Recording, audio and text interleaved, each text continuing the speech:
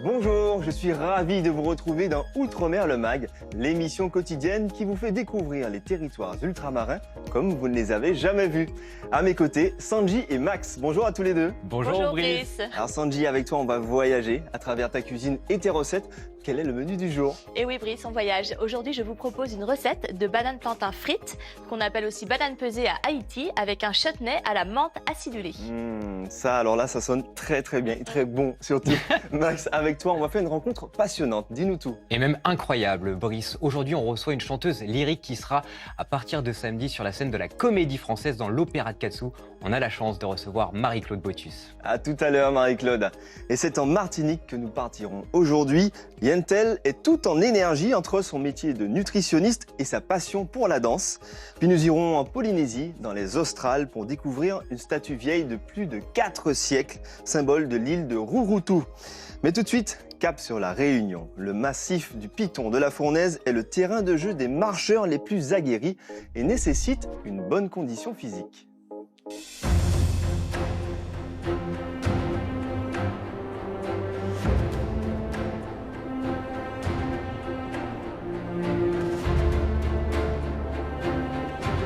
Le Piton de la Fournaise est l'un des volcans les plus actifs du monde.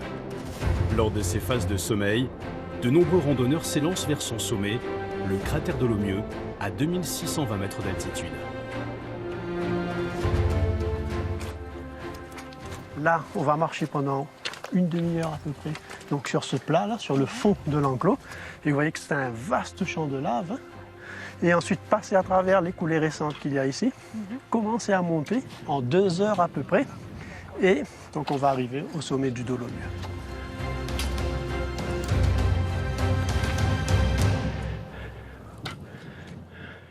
La première ascension, bien sûr, ça a été avec mes parents, parce que j'étais très jeune.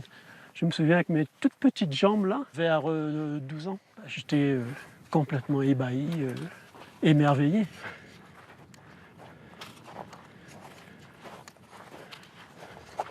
Ça accélère un peu le cœur, un petit peu de fatigue.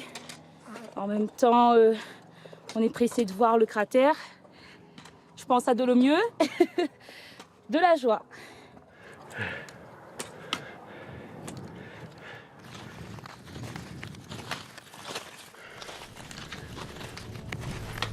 Ben voilà, on est au sommet du Dolomieu.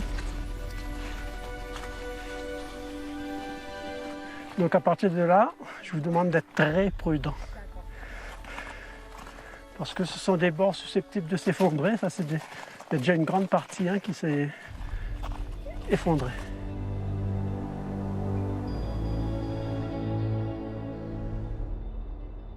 En fait, il y a eu un événement, on va dire, majeur qui s'est passé en 2007, l'éruption du siècle. En fait, il y a eu tellement de lave épanchée dans les grandes pentes que la chambre magmatique s'est vidée ici et donc tout s'est effondré. L'éruption dure près d'1 mois et des millions de mètres cubes de lave sont expulsés, faisant apparaître ce trou béant de 350 mètres de profondeur et 1 km de diamètre.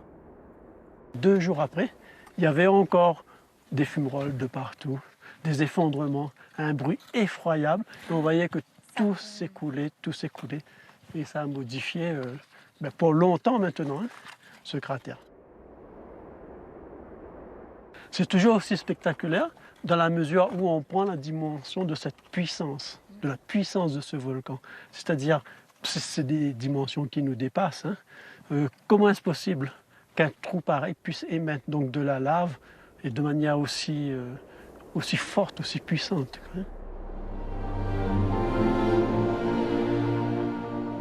Alors avant 2007, on pouvait marcher dans ce cratère, on pouvait traverser, aller de l'autre côté. Il était entièrement rempli.